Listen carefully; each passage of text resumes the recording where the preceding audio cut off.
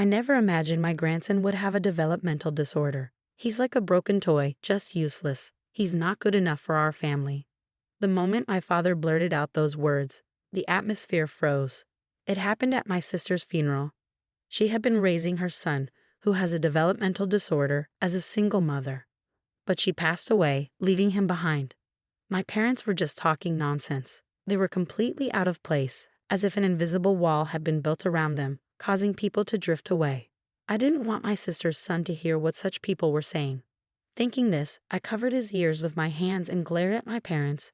However, the two of them continued to talk about their selfish opinions without paying any attention to the surroundings. "Take care of him yourself. We have no intention of dealing with him." Yes, that's right. Being infertile and not having kids isn't so bad when you have him. That made me so angry. My head was about to explode. I was already planning on taking care of him. I couldn't entrust him to people who could only think in such a biased way. Of course, we'll take care of raising him. We will definitely raise him with love, and we will cut ties with you. As my husband and I said this strongly, my parents left with a sneer, unaware of what they would face. As time passed, my name is Julia. I'm 30 years old, a working housewife living with my kind-hearted husband Nick, who is 1 year older than me. We don't have children. We had talked about wanting children before we got married, but it didn't happen. After tests, it was revealed that I have a condition that makes it difficult for me to get pregnant. We discussed for days whether to undergo treatment, but Nick said, "I'm happy as long as I can live happily with you, even without children. So I don't want you to worry too much." And my in-laws also said, "We just want you both to be happy. Yes, we will support whatever you two decide." I remember them saying kindly, which made me burst into tears. Until then, I had felt sorry for Nick and my in-laws. But hearing them, I thought, maybe I don't need to feel guilty since my family, Nick and my in-laws, said it's okay not to have children. That's fine. As I came to think that way, my worries lessened and I feel more at ease. However, the worry did not completely disappear. The reason lies with my parents. They are concerned about what others think and always brought up the topic of children every time we met. Nick and my in-laws understand, so we plan to live together without kids. Even when I explain this, they would say, "Don't you want to repay us by giving us grandkids?" Or what will we do when our neighbors ask, "Hasn't your eldest daughter had any children yet?" Nick also tried to explain, but they wouldn't listen. "You're really a failure. I wish you would learn from your sister Erica." My parents always compared me with my sister Erica, who was 1 year younger than me.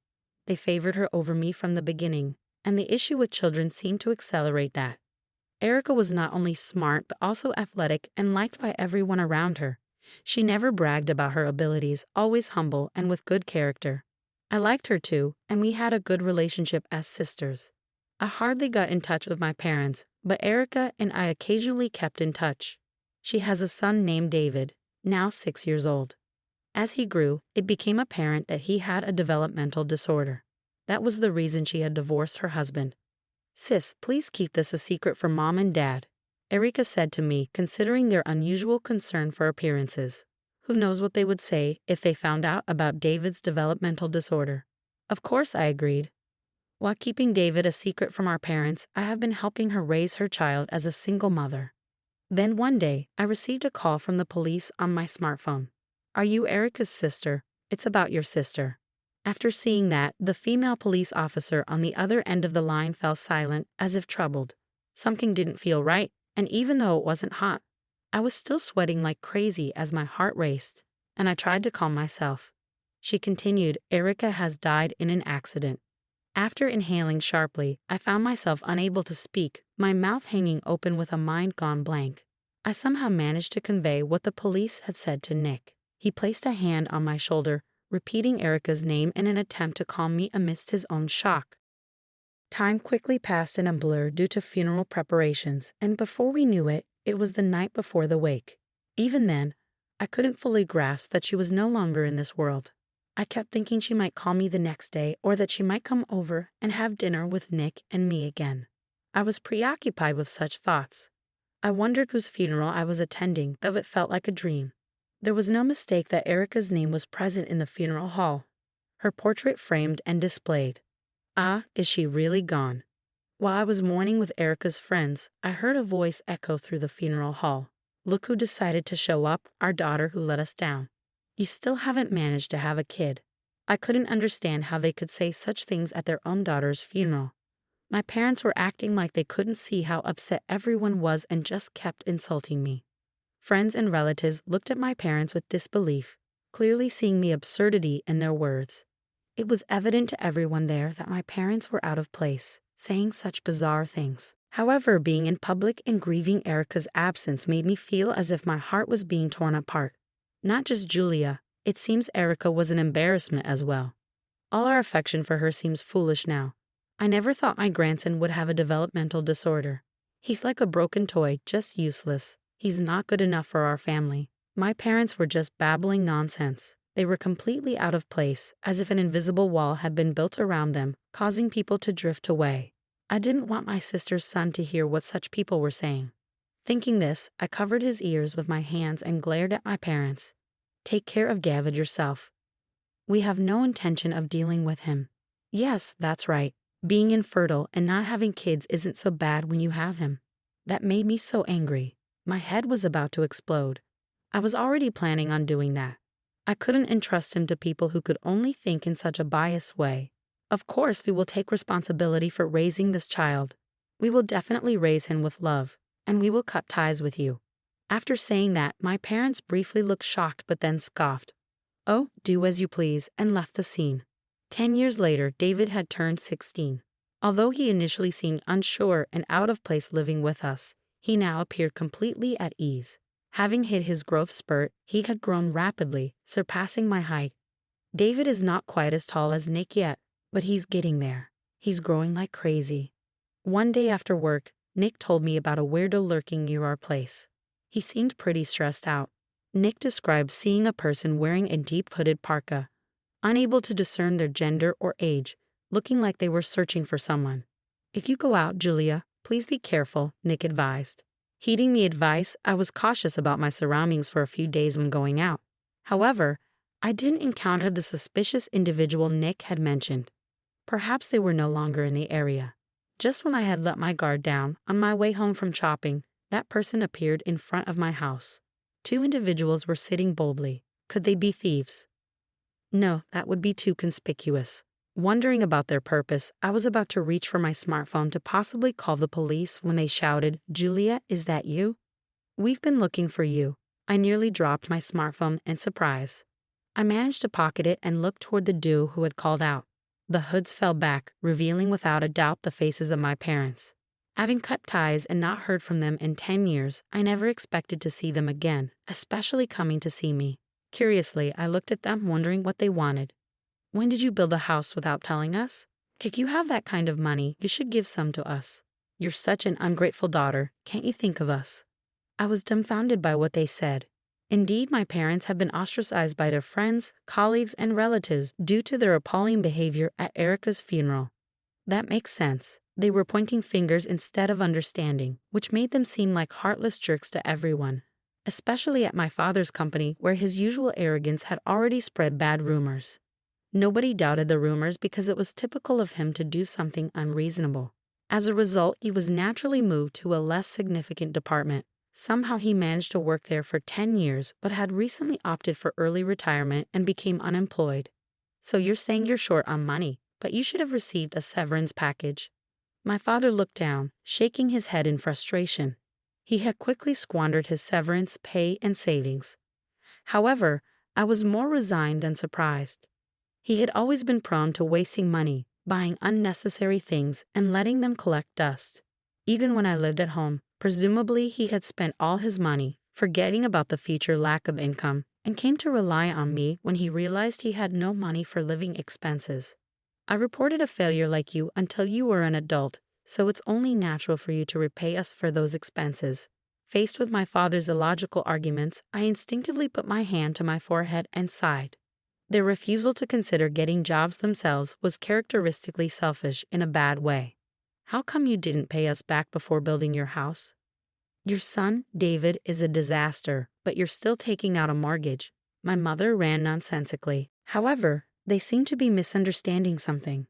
We didn't take out any mortgage, though. What? My mother tilted her head, looking confused. I glanced at my father, who mirrored her expression. This house was made possible thanks to David. What do you mean?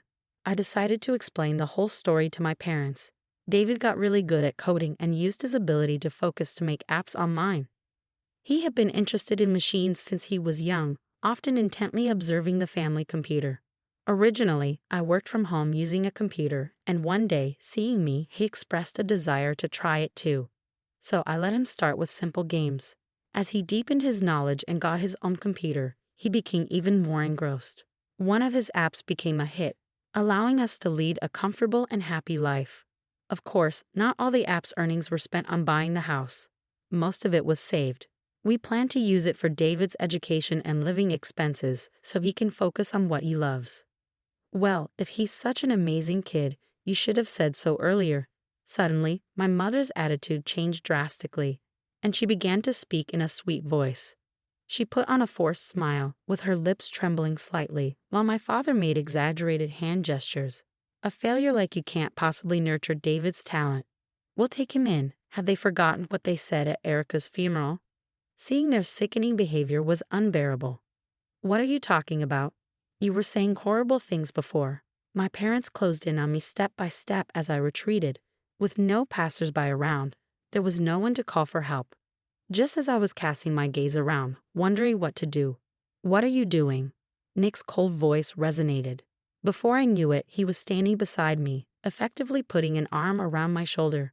Shut up, let us see David.